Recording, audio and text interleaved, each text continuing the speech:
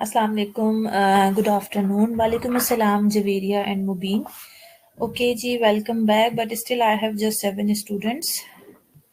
बुला लें जी बाकी क्लास फेलोज को भी, हम कंटिन्यू करें. कैरेक्टरिस्टिक्स ऑफ लर्निंग हम पढ़ रहे थे, गिवन बाय कॉल्स.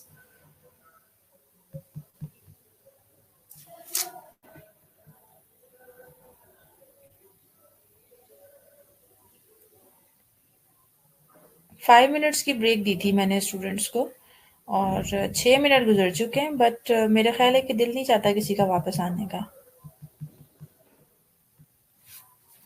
ओके, तीन जो कैरेक्टरिस्टिक्स हैं वो हमने डिस्कस कर ली थी.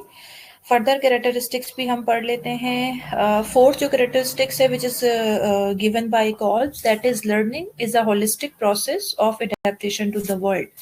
ओके, कॉल्स ने ये कहा था कि जो लर्निंग है बेसिकली वो एक प्रोसेस तो है, but that is a holistic process. Holistic का क्या मतलब होता है कि वो हर एस्पेक्ट, इस तरह से हम होलिस्टिक केयर पेशेंट्स की बात करते हैं ना, कि पैलिएटिव केयर का क्या मतलब होता है, पेशेंट को सिम्टोमेटिक केयर प्रोवाइड करना. होलिस्टिक अप्रोच होनी चाहिए हमारी पेशेंट्स को केयर देते हुए. इसी तरह से होलिस्टिक का मतलब होता है कि उसमें आप हर एस्पेक्ट को और हर पहलू को शामिल करें.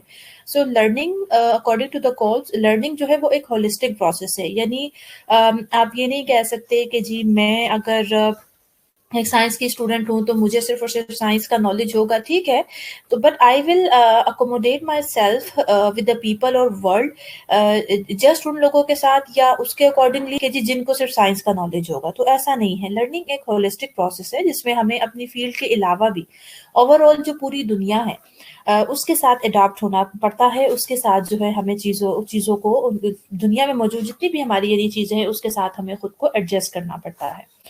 Learning involves transactions between the person and the environment. Okay.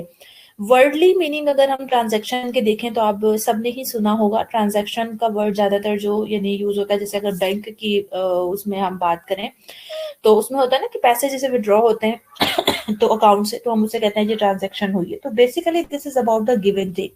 So Kolb's ये कहता है कि learning is basically about the transaction but between between people and the environment. यानी लर्निंग आपकी ये है कि आप अपने इन्वायरमेंट को क्या दे रहे हैं, आपका इन्वायरमेंट आपको क्या दे रहा है. यानी ये दो लोगों के दरमियान बेसिकली ट्रांजैक्शन होती है. इसकी जैसे बेस्ट एग्जांपल ये है कि अगर हम इतने पढ़े लिखे होने के बावजूद भी अगर हम अपने रोडों पर कचरा फेंकेंगे, सड़कों पर चलते फिरते हम जो है ना गंदगी फैलाएंगे, पोल्यूशन को बढ़ाएंगे, कोई हमें हमें प्लांटिंग का नहीं पता होगा, तो बेसिकली हम अपने इन्वायरमेंट को क्या दे रहे हैं. ऑल्दो हमारा इन्वायरमेंट तो हमें बहुत कुछ दे रहा है, लेकिन इन रिटर्न हम अपने इन्वायरमेंट को क्या दे रहे हैं, सिर्फ और सिर्फ पोल्यूशन. तो basically this is about the give and take. So Kolb ये कहता है कि लर्निंग बेसिकली सिर्फ ये नहीं है कि आपने अपनी किताबें पढ़ ली, आपने जी अपनी किताबों से जो कुछ सीखा उसे आपने अपनी हो सकता है जॉब प्लेस पे इम्प्लीमेंट कर लिया. No, this is about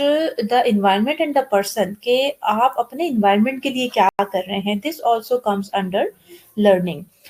Next है learning is the process of creating knowledge that is the result of the transaction between the social knowledge and the personal knowledge.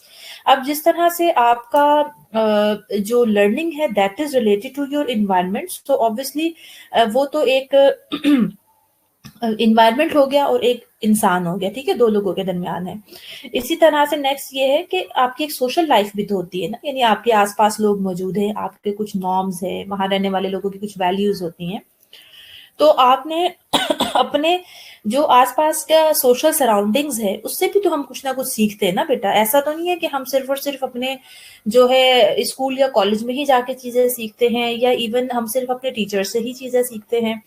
हमारे पेरेंट्स हमारे पास मौजूद हैं, हमारे relatives होते हैं, हम जिस सोसाइटी में रहते हैं वहाँ आसपास हमारा सोशल रिलेशन होता है लोगों के साथ, हम उससे भी चीजें सीखते हैं. तो कौन सा ये कहना है कि जो लर्निंग हो रही होती है उसमें ठीक है हमारा पर्सनल नॉलेज तो ज़रूर मौजूद है, लेकिन उसके साथ साथ सोशल नॉलेज का भी बड़ा इफ़ेक्ट होता है कि हमारे और जो हमारे सोसाइटी से हम चीज़ों को सीख रहे हैं, जो हमारा एक पर्सनल नॉलेज है और सोसाइटी का नॉलेज है, इन दोनों के दरमियान भी जो ट्रांजैक्शन होती है उसका रिजल्ट होता है बेसिकली लर्निंग. यानी हम अपनी सोसाइटी से क्या सीख रहे हैं और अल्टीमेटली वो जो भी सोसाइटी का नॉलेज है या जिन लोगों में हम उठते बैठते हैं उनका हमारी ज़ात के ऊपर कितना इफ़ेक्ट आ रहा है। तो ये इन दोनों के दरमियान जो एक गिव एंड टेक होता है या ट्रांज़ैक्शन होती है, उसका रिज़ल्ट जो है that is learning.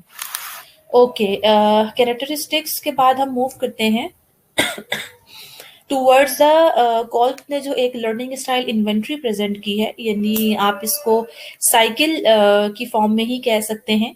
The learning style inventory is a simple self description test which is based on experiential learning theory that is design to measure your strength and weaknesses as a learner. अब आपने बड़ी detail में calls की तरफ से present किए गए learning के साइकिल भी पढ़ लिए, हमने स्टेजेस पढ़ ली, हमने डिफरेंट लर्निंग स्टाइल पढ़ लिए, लर्नर किस किस किस्म के होते हैं वो पढ़ लिए।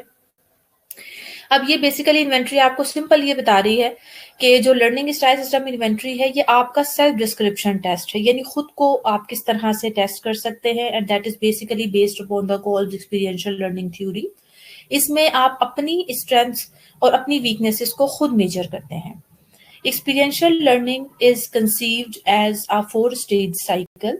Immediate concrete experience is the basis, यानी सबसे पहली चीज वही होती है कि आपका कॉन्क्रीट एक्सपीरियंस क्या है, व्हाट यू आर थिंकिंग और व्यूइंग, यानी आपने जो चीजें देखी। फिर नेक्स्ट स्टेप वही जो हम साइकिल में पीछे पड़ चुके हैं, नेक्स्ट में आप जो सोच रहे थे, फिर आपने जो कुछ भी ऑब्जर्व किया, जो कुछ भी देखा, एंड रिफ्लेक्शन, यानी उस पे आपका रिफ्लेक्शन क्या था, आपने उसके बारे में क्या रिफ्लेक्शन दिया।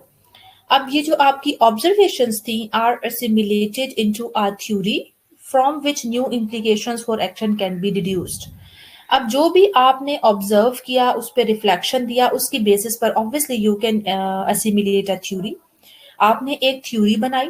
अब ये जो इम्प्लीकेशंस है या हाइपोथेसिस है, आपने तो अपनी एक थ्योरी बना दी ना, जिससे हम फर्दर, जाहिर है थ्योरी बनने के बाद आपको पता है हमेशा एक्सपेरिमेंटेशन होती है, फर्दर लोग उसके ऊपर काम करते हैं, नई थ्योरीज डेवलप होती हैं। सो उसके बाद आपने कोई भी हाइपोथेसिस जनरेट कर दिया, अब वो आने वाले दूसरे लोगों के लिए नए एक्सपीरियंसेस जनरेट करने का बाइस बनेगा। जिस तरह से रिसर्चर्स होते हैं, रिसर्च करते हैं, हाइपोथेसिस बनाते हैं, रिसर्च कंडक्ट करते हैं, जो उनका एक हाइपोथेसिस था वो पास होता है या फेल होता है, यही दो ऑप्शंस होते हैं हमारे पास। उसकी बेसिस पर वो रिजल्ट्स देने के बाद कुछ जहां तक काम किया है, now these are the recommendations which are given by ourself कि आप इसके ऊपर फर्दर मजीद कोई हाइपोथेसिस बना के तो काम कर सकते हैं और थ्योरी डेवलप कर सकते हैं। ठीक है जी, तो ये ऑलमोस्ट जो लर्निंग स्टाइल इन्वेंट्री है ये उसी का कंक्लूजन है या समरी है जो मैं आपको पूरी इस आज की प्रेजेंटेशन में जो है कोल्ब की एक्सपीरियंशियल लर्निंग थ्योरी में जो स्टेजेस और उसके साइकिल वो मैं आपको पढ़ा चुकी हूँ। ठीक है जी, अब ये तो स्टॉप करते हैं यहाँ, दिस आर द रेफरेंसेस। अभी कोई क्वेश्चन है कॉल्ब की थ्योरी से रिलेटेड तो आप मुझसे पूछ लें, मीन वाइल मैं नेक्स्ट लेक्चर जो है वो अपलोड कर लेती हूँ।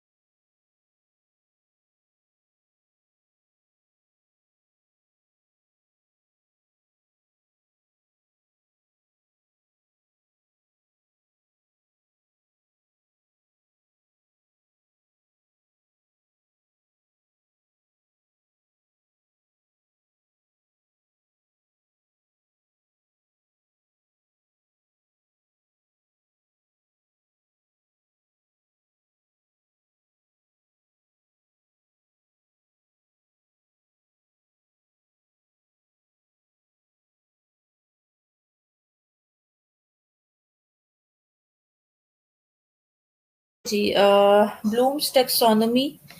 नेक्स्ट जो आपका ऑब्जेक्टिव है, ऑब्जेक्टिव तो आपके कंटेंट में जो है that is just related to writing objectives. और लेकिन उसके लिए ब्लूम्स टेक्सोनोमी पढ़ना बहुत ज़रूरी है कि जो ब्लूम्स टेक्सोनोमी है दैट इज़ बेसिकली, ब्लूम्स ने जो ये अपनी एक टेक्सोनोमी प्रेजेंट की थी that was basically about how to write the objectives. और किस तरह से हम ऑब्जेक्टिव के साथ साथ हम किस तरह से इवेलुएशन के जो डिफरेंट मेथड्स हैं उन्हें हम उनको भी उसने थोड़ा सा, ब्लूम साहब ने जो है उसको हाईलाइट किया था। यानी टीचिंग में बेसिकली हम किस तरह से इस्तेमाल कर सकते हैं, किस तरह से अपने स्टूडेंट्स को हम इवेलुएट कर सकते हैं, किस तरह से हम ऑब्जेक्टिव्स बना सकते हैं। ओके, ब्लूम्स टेक्सोनोमी का नाम तो ज़रूर सुना होगा आप लोगों ने। पहले मुझे ये बताइए कि ब्लूम्स टेक्सोनोमी है क्या, कुछ थोड़ा बहुत आइडिया हो किसी को, कुछ भी आपने पढ़ा हो आज तक ब्लूम्स टेक्सोनोमी के बारे में। पिक्चर में भी बहुत कुछ नजर आ रहा है अगर आप इसे गौर से देखें। सो शेयर विद मी, जिस भी स्टूडेंट्स को जो भी मालूम है अबाउट ब्लूम्स टेक्सोनोमी।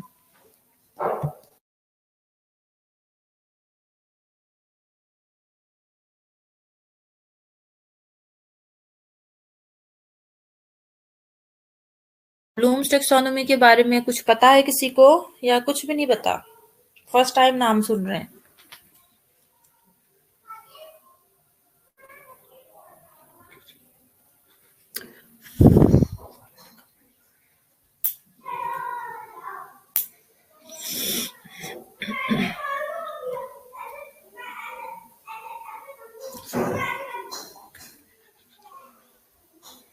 जी, सारे गायब हो गए, किसी को कुछ नहीं पता?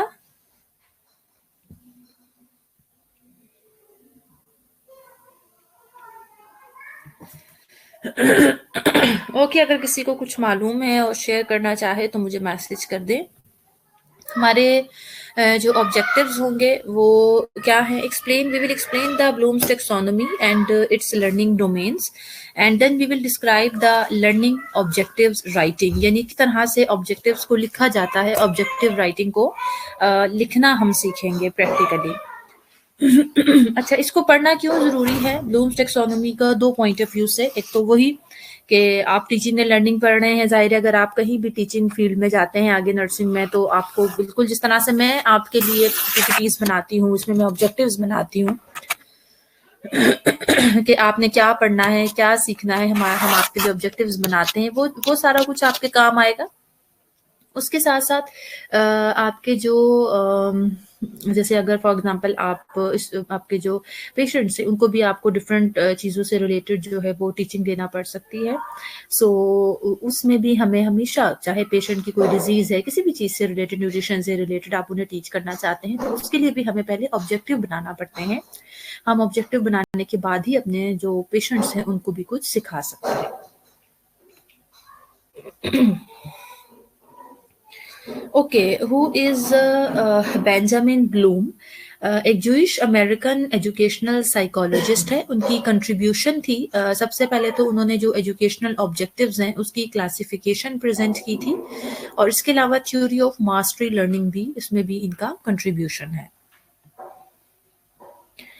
टेक्सोनोमी का क्या मतलब होता है? वर्ड ग्रीक वर्ड है बेसिकली। टेक्सस का मतलब होता है अरेंजमेंट, एंड नोमोस का मतलब होता है साइंस ऑफ अरेंजमेंट।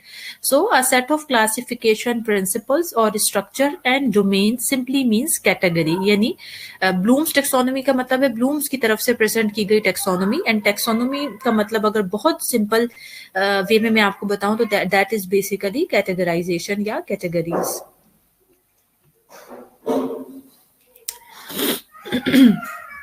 Definition इसकी देख लें। Bloom's taxonomy is a classification system which is used to define and distinguish different levels of human cognition such as thinking, learning and understanding. So Bloom's taxonomy basically एक classification system है जिसको इस्तेमाल किया जाता है किन चीज़ों के लिए, डिफाइन करने के लिए और डिफ्रेंशिएट या डिस्टिंग्विश करने के लिए different levels of human cognition. वो जो एक ह्यूमन का कॉग्निशन है, कॉग्निटिव सिस्टम है, जो एक उसकी एबिलिटी है टू थिंक और अंडरस्टैंड, उसको बेसिकली हम क्लासिफाई करते हैं, और उसके जो डिफरेंट लेवल्स हैं उनको हम डिफाइन भी करते हैं और क्लासिफाई भी करते हैं थ्रू द ब्लूम्स टेक्सोनोमी।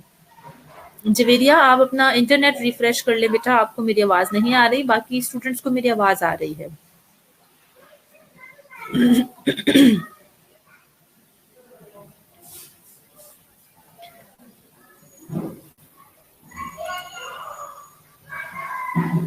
जी, अरीज असलम और जवेरिया को मेरी आवाज़ नहीं है। मेरे पास और किसी स्टूडेंट को मेरी आवाज़ आ रही है, मुझे बताइए प्लीज़ बेटा। Can you hear me? किसी स्टूडेंट को मेरी आवाज़ आ रही है?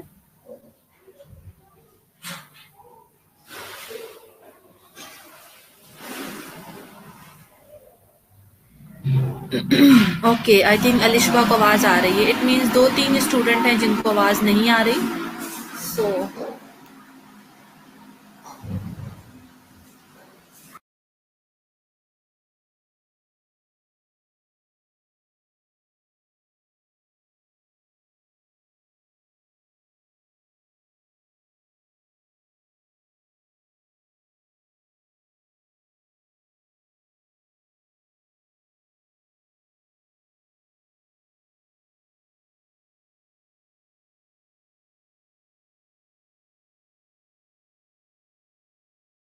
स्टूडेंट को मेरी आवाज़ नहीं आ रही थी, वो अपना इंटरनेट कनेक्शन रिफ्रेश कर लें बेटा। ओके जी, ब्लूम्स टैक्सोनॉमी की हमने डेफिनेशन पढ़ ली, जो मेन पर्पस है उसका। The purpose of Bloom's taxonomy is to help the educators to inform और guide the development of assessment, यानी test and other evaluations of student learning, curriculums generation, यानी units के अकॉर्डिंग लेसन हो गए, projects हो गए और अदर लर्निंग एक्टिविटीज़ हो गई, और and instructional methods such as questioning strategies. Faiza, taxonomy repeat कर दूं, मैं आपको ये बता रही थी कि जो टेक्सोनोमी का सिंपल मतलब होता है क्लासिफिकेशन। तो डेफिनेशन ब्लूम्स टेक्सोनोमी की आपके साथ डिस्कस की कि ब्लूम्स टेक्सोनोमी बेसिकली एक क्लासिफिकेशन सिस्टम है जो कि किस मकसद के लिए इस्तेमाल किया जाता है कि हम जो ह्यूमन का कोग्निशन लेवल है ना बेटा, यानी जैसे थिंकिंग है, लर्निंग है, अंडरस्टैंडिंग है, उस तमाम लेवल्स को हम डिफाइन कर सकते हैं ब्लूम्स टैक्सोनॉमी के थ्रू। और हम इन तमाम लेवल के दरमियान जो फर्क है, जो डिस्टिंग्विशन है, उसे हम आइडेंटिफाई और एक्सप्लेन कर सकते हैं। फिर मैंने पर्पस डिस्कस किया। ब्लूम्स टैक्सोनॉमी का पर्पस यही है कि वो हमारे जितने भी एजुकेटर्स हैं उनको हेल्प आउट करता है किन किन चीज़ों में, कि हम अपने स्टूडेंट्स की असेसमेंट डेवलप कर सकते हैं, यानी हमने उनको टेस्ट लेकर असेस करना है, दूसरे एवेल्युएशन मेथड डिफरेंट जो यूज़ होते हैं, किस तरीके से हमने स्टूडेंट को असेस करना है। करिकुलम मेकिंग में बहुत हेल्प आउट करता है हमें ब्लूम्स टैक्सोनॉमी, और इंस्ट्रक्शनल मेथड सच एज हमने क्वेश्चनिंग की स्ट्रेटजीज क्या रखनी है अपने स्टूडेंट्स को, किस तरह से हमने उनसे क्वेश्चनिंग करनी है, इन सारी स्ट्रेटजीज में हमें हमारी जो ब्लूम्स टैक्सोनॉमी है वो हेल्प आउट करती है।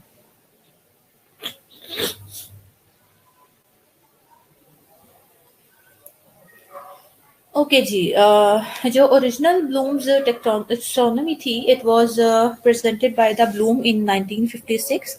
उसके बाद स्टूडेंट थे ब्लूम के, उन्होंने इस टेक्सोनोमी को रिवाइज किया था 2001 में बाय आयरन एंडरसन, जो उनके एक फॉर्मर स्टूडेंट थे ब्लूम्स के। सो सबसे पहले हम ये देख लेते हैं, ये ब्लूम्स टेक्सोनोमी के जो ब्लूम्स टेक्सोनोमी में जो ब्लूम साहब ने प्रेजेंट किए थे हमें लर्निंग के डोमेन, उन्होंने बताया कि लर्निंग के जो है 3 बेसिकली डोमेन्स होते हैं, यानी कोई भी इंसान 3 तरीकों से जो है चीज़ों को लर्न कर सकता है। 3 उसकी जो है कॉग्निशन के लेवल हो सकते हैं या लर्निंग के डोमेन्स हो सकते हैं। Domains can be thought of as categories of learning. 3 है, कॉग्निटिव डोमेन है, अफेक्टिव डोमेन है और साइकोमोटर डोमेन है। Cognitive domain क्या है? This is purely related to the knowledge. Affective is related to the feelings. And जो psychomotor है that is related to, जो psychomotor है that is related to the movement. ठीक है। अब आप थोड़ा थोड़ा सा कुछ सोचें और मुझे बताएं कि कॉग्निटिव, अफेक्टिव और साइकोमोटर से रिलेटेड आपको क्या अंडरस्टैंडिंग है। आप मुझे बताएं। 2 से 3 मिनट है आपके पास में, I am waiting for answer, और आप मुझे बताएं और फिर हम इसे कंटिन्यू करेंगे।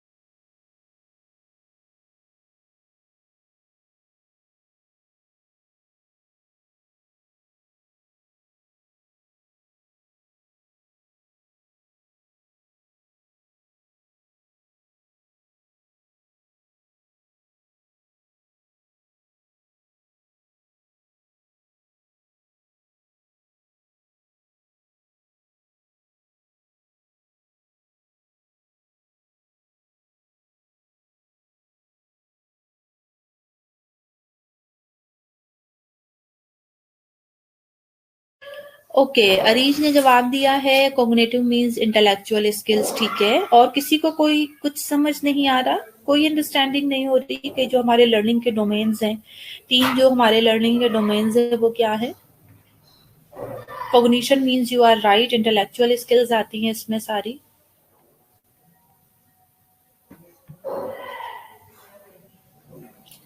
जी, कुरतुलैन ने आंसर किया है कॉग्निटिव डोमेन में मेंटल स्किल्स डेवलप होती हैं। जी ठीक है, चलिए ठीक है। जो स्टूडेंट पार्टिसिपेट करना चाहते हैं, जवाब देना चाहते हैं, आप मुझे टाइप करके मैसेज कर दें, मैं पढ़ लूंगी। Okay, cognitive domain, that is basically acquisition of knowledge, which is followed by the more sophisticated cognitive task of comprehension, application, analysis, synthesis, and evaluation. So, cognition is basically the about intellectual skills and mental skills. This is purely related to the knowledge. यानी सबसे पहले आप knowledge gain करते हैं और उसके बाद वो जो आपके कोग्निटिव टास्क होते हैं, यानी फिर चीज़ों को कॉम्प्रीहेंड करना पड़ता है, उन्हें अप्लाई करना पड़ता है, उन्हें फर्दर एनालिसिस करना पड़ता है, एवेलुएट करना पड़ता है। ये तमाम जो एबिलिटीज़ हैं, कैपेबिलिटीज़ हैं, दे कम अंडर कोग्निटिव डोमेन। अभी जब मैं इनकी आपको ऑब्जेक्टिव राइटिंग पढ़ाऊंगी और इनका कितना प्योरली लिंक है विद द ऑब्जेक्टिव राइटिंग, और प्रैक्टिकली हम परफॉर्म थोड़ी सी एक्सरसाइज करेंगे कि किस तरह से ऑब्जेक्टिव्स लिखे जाते हैं, तो फिर आपको मजीद क्लियर होगा ये तीनों डोमेन्स। नेक्स्ट होता है अफेक्टिव, जो मैंने पहले आपको बता दिया, this is related to the feelings and emotions. Affective describe learning objective, वो लर्निंग ऑब्जेक्टिव इसमें आते हैं बेटा जिनका एम्फेसिस होता है basically upon feelings, tone and emotions. Okay, next आ जाता है साइकोमोटर। नाम से हमें समझ आ रहा है this is related to the motor skills या फिजिकल मूवमेंट्स। ठीक है जी, जैसे आपके फॉर एग्जांपल हमारे डिफरेंट लर्निंग, हमारी जैसे बीइंग अ नर्सेज हमारी स्किल्स होती हैं, जैसे आईवी कैलकुलेशन परफॉर्म, जो भी स्किल्स हम अपने हाथों से परफॉर्म करेंगे that would come under psychomotor skills या साइकोमोटर लर्निंग डोमेन। ये थोड़ा सा और मैंने आपको एग्जांपल्स यहाँ पे डिस्क्राइब की हैं कि अगर हम कॉग्निटिव डोमेन को देखें तो उसमें हमारा मोड ऑफ लर्निंग क्या होता है, यानी हम किन चीज़ों के थ्रू सीखते हैं। वो होती हैं हमारी थिंकिंग्स, हमारी थॉट्स। एग्जाम्पल्स हैं जैसे चीज़ों को मेमोराइज करना या उसकी रीजनिंग देना। फिर अफेक्टिव डोमेन की तरफ आ जाए तो they are related to the emotions and feelings, और इसमें जो हमारी एग्जाम्पल्स होती हैं जैसे हम किसी को अगर अप्रिशिएट करते हैं या मोटिवेट करते हैं। Third one is psychomotor domain, that is related to the action और डूइंग। जैसे कुछ एग्जाम्पल्स हैं कि अगर आप टाइपिंग करके दिखाते हैं तो that is your psychomotor skill, या कोई भी स्पेसिफिक गेम है वो आप प्ले करके दिखाते हैं तो that is your psychomotor skill. और साइकोमोटर ऑब्जेक्टिव हम इनके लिए बनाते हैं कि ये ऑब्जेक्टिव हमने फुलफिल कर दिए हैं। So cognitive domain involves knowledge and the development of intellectual skills. This includes the recall or recognition of specific facts, procedural pattern, and concepts that serve in the development of intellectual abilities and skills. देखिए, जो cognitive domain है that is related to the knowledge, और इसमें आपकी intellectual skills develop होती हैं। But इनका role क्या है कोग्निटिव डोमेन का? कोग्निटिव डोमेन में क्या क्या चीज़ें होती हैं? रिकॉल करने की एबिलिटीज़ होती है आपकी, जो स्पेसिफिक फैक्ट्स है उन्हें रिकॉग्नाइज करने की एबिलिटीज़ होती है आपके अंदर, कोई भी प्रोसीजर को परफॉर्म करने का जो एक पैटर्न है वो इसके अंदर आ जाता है। और ये वो सारी चीज़ें होती हैं बेटा जो अल्टीमेटली आपकी ऑल्दो ये आपकी इंटेलेक्चुअल एबिलिटीज़ हैं, बट दे इंटेलेक्चुअल स्किल्स हैं, but they help you in the development of your psychomotor skills. Example इसकी ये है कि फॉर एग्जाम्पल आपको अगर आईवी कैनुलेशन करना आ जाती है, आप आईवी कैनुलेशन बहुत अच्छे से परफॉर्म कर सकते हैं, that is your psychomotor skill. But उसके लिए अगर आपको पता हो तो आईवी कैनुलेशन करने के लिए हम पहले आपको जो है एक चेकलिस्ट देते हैं, वो चेकलिस्ट के अकॉर्डिंग ही आपको हम स्किल लैब में सिखाते हैं आईवी कैनुलेशन करना। Then you will be able to perform the IV cannulation on the patient. So अगर आपको वो तमाम चेकलिस्ट में दिए हुए स्टेप्स याद ना हो, that comes under your cognitive domain. जब तक आप उस कोग्निटिव डोमेन को फुलफिल नहीं कर लेते, you are not able to recall the steps. वो जो प्रोसीजर का पूरा पैटर्न है उसे आप रिकॉल करने के काबिल नहीं होंगे until unless you would not be able to perform the particular skills that would come under your psychomotor skill. So there are 6 major categories of cognitive processes जो कि एक सिंपल स्टेप से शुरू होकर मोस्ट कॉम्प्लेक्स स्टेप तक जाते हैं। यानी कॉग्निटिव डोमेन को हम फर्दर 6 कैटेगरीज में डिवाइड कर सकते हैं जो कि सिंपल से कॉम्प्लेक्स की तरफ मूव करती हैं। अब ये कॉग्निटिव डोमेन की जो 6 स्टेप्स हैं वो देख लीजिए। ये 6 स्टेप्स हैं जिसमें आपकी lower order of thinking skills हैं, मूव कर रही है टूवर्ड्स अ मोर कॉम्प्लेक्स यानी हायर ऑर्डर थिंकिंग स्किल्स। इसमें नॉलेज है, नॉलेज के बाद आप मूव करते हैं towards a comprehension, then you will move towards the application, then you will move towards the analysis, then synthesis and at the end evaluation. अब इनको थोड़ा सा जो है मैं अब आपको ये बताना शुरू करूंगी प्रैक्टिकली। अब मैं इन चीजों को, जो हमारा मकसद है ये सारा कुछ पढ़ने का, यानी इनको आप ऑब्जेक्टिव राइटिंग में किस तरह से अप्लाई कर सकते हैं, ऑब्जेक्टिव लिखने के लिए इस डोमेन में क्या क्या वर्ड आप यूज कर सकते हैं, और थोड़ा सा इन तमाम स्टेप्स को मैं एक्सप्लेन भी करूंगी। जैसे पहला स्टेप होता है नॉलेज। नॉलेज में क्या है बेटा, सिंपल डेफिनेशंस आ सकती हैं, यानी आपने प्रीवियसली लर्न जो मटेरियल है उसको आप रिमेंबर करते हैं। नॉलेज में ये है कि आपके पास सिंपल नॉलेज होता है, you can remember the thing, जो भी मटेरियल आपने पहले से सीखा है। ठीक है, और उसके लिए जो वर्ब, यानी जब हम ऑब्जेक्टिव बनाते हैं कोग्निटिव डोमेन के, और उसके स्पेसिफिकली अगर नॉलेज की कैटेगरी में हम बनाते हैं तो उसमें कौन कौन से वर्ड्स यूज कर सकते हैं, ये कुछ सैम्पल वर्ड्स मैंने यहाँ लिखे हैं। जैसे you can use define, you can use identify, you can use label, जैसे label the diagram, and you can use and list the things, you can use name and recall. इसके बाद next step पे चला जाता है हमारा जो domain है, उसमें जो नेक्स्ट थिंकिंग का एक लेवल है, दैट इज कॉम्प्रीहेंशन। कॉम्प्रीहेंशन का ये मतलब होता है बेटे, now you are able to grasp the meaning of the material, यानी आपने जो कुछ भी अभी प्रीवियस लेवल में सीखा था या पढ़ा था या अंडरस्टैंड, सॉरी अंडरस्टैंड तो हम इसे नहीं कह सकते, ये थोड़ा लोअर लेवल ऑफ अंडरस्टैंडिंग होती है, यानी अब यहाँ पर आप उसका जो भी आपने पढ़ा था मटेरियल, उसके आप मीनिंग को, मायने को ग्रेस्प करने के काबिल हो गए हैं कॉम्प्रीहेंशन में। फिर उसमें जो वर्ब्स यूज हो सकते हैं, you can describe, you can discuss, you can explain, you can locate, you can paraphrase and you can give the examples of different things. फिर कॉम्प्रीहेंशन के बाद हम मूव करते हैं towards the application. Application is about the understanding. देखिए, हम जब तक किसी चीज को अंडरस्टैंड नहीं करते बेटा, उस वक्त तक हम उसे प्रैक्टिकली अप्लाई नहीं कर सकते।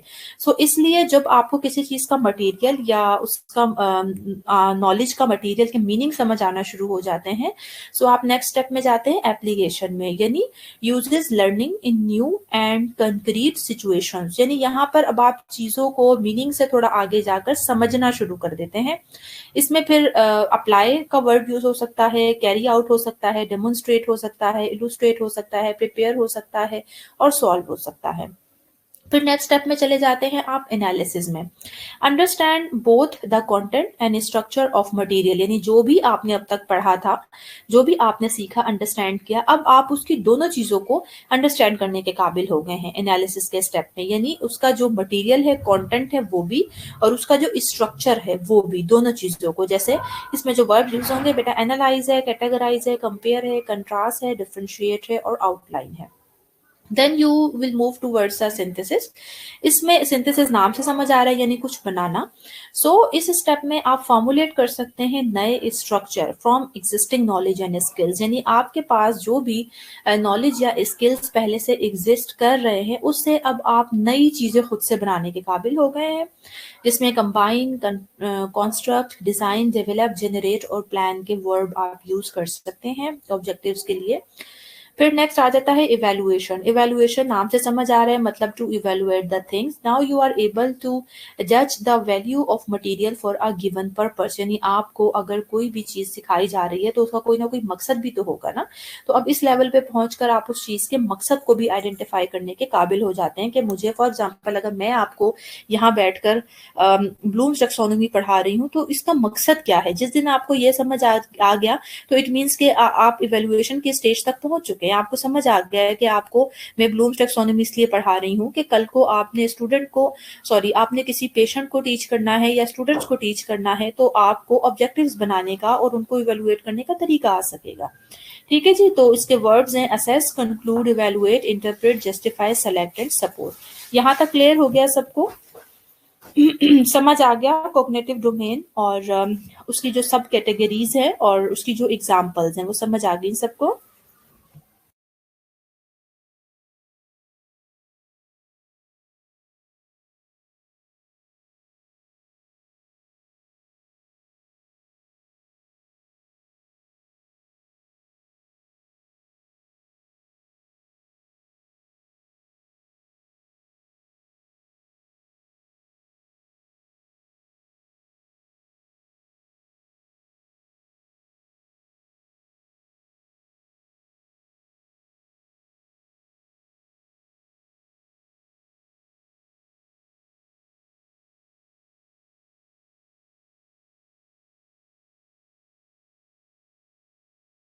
जी नेक्स्ट अफेक्टिव डोमेन आ जाता है। Skills in the affective domain describe the way people react emotionally and their ability to feel other living things pain और जॉय.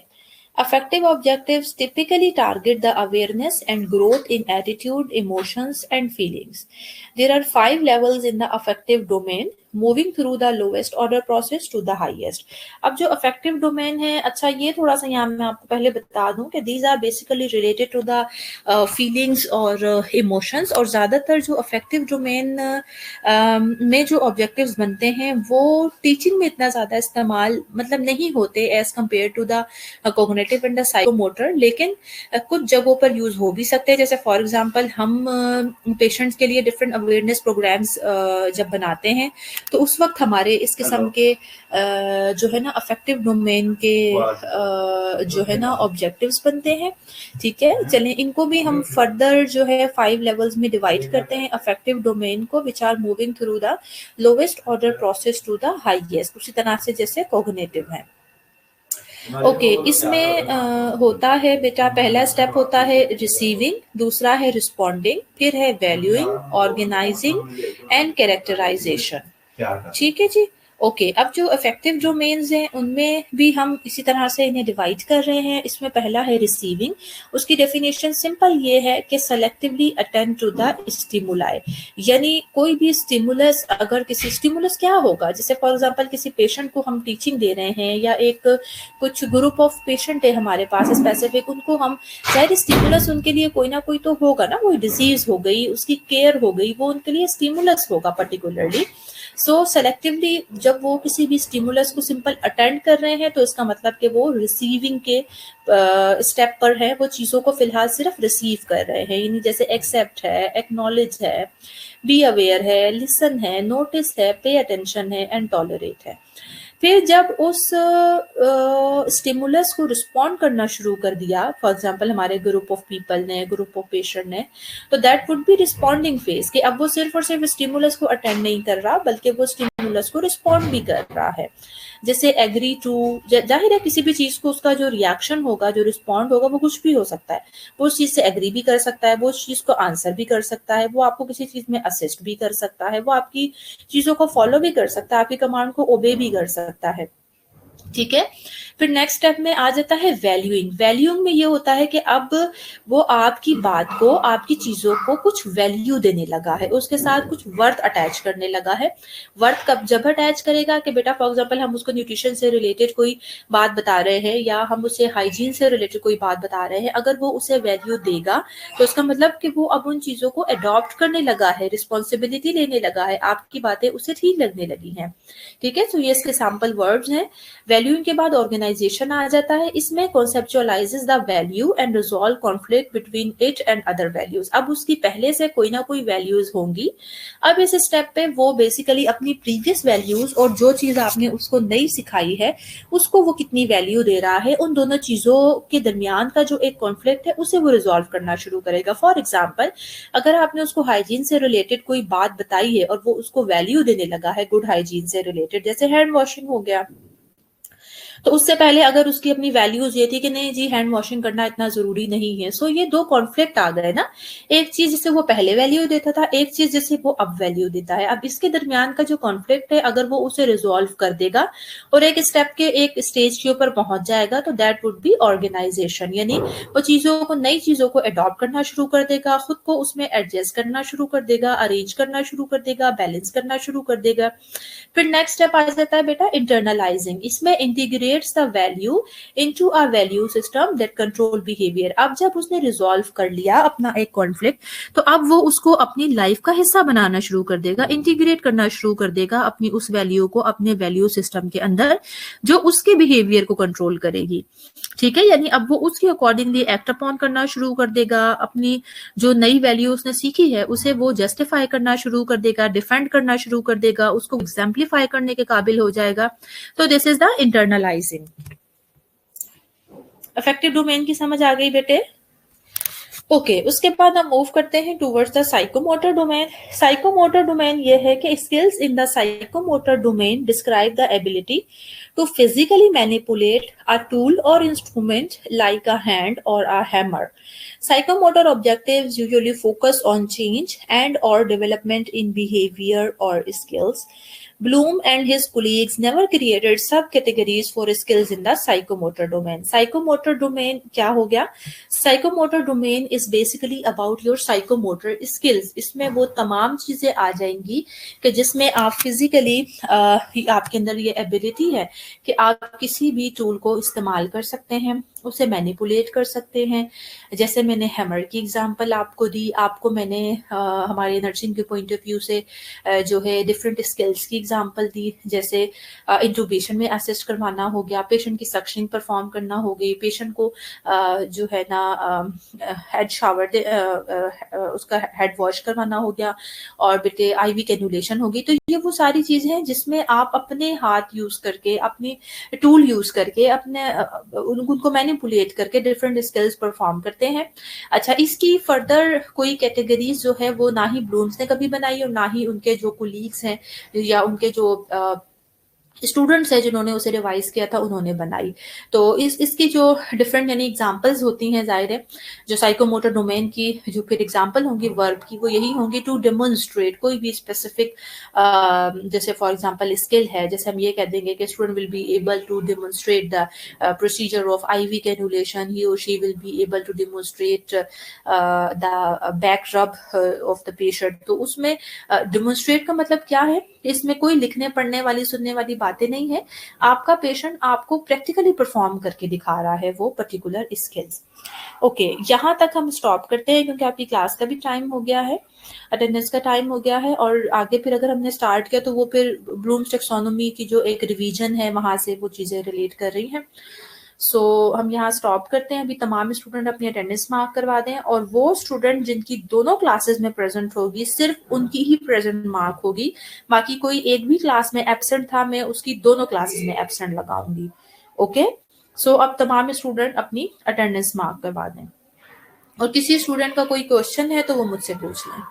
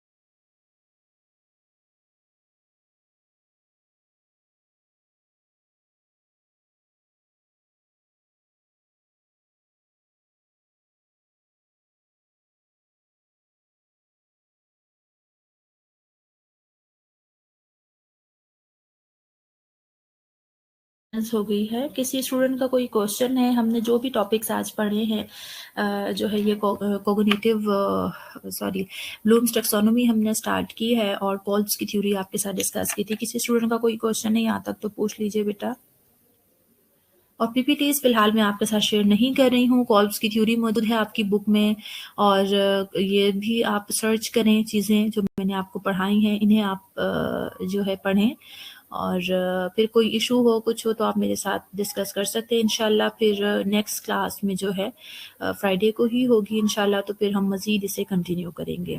कोई क्वेश्चन नहीं है? ओके ओके अक्सा, चले take care of yourself and अल्लाह हाफिज़।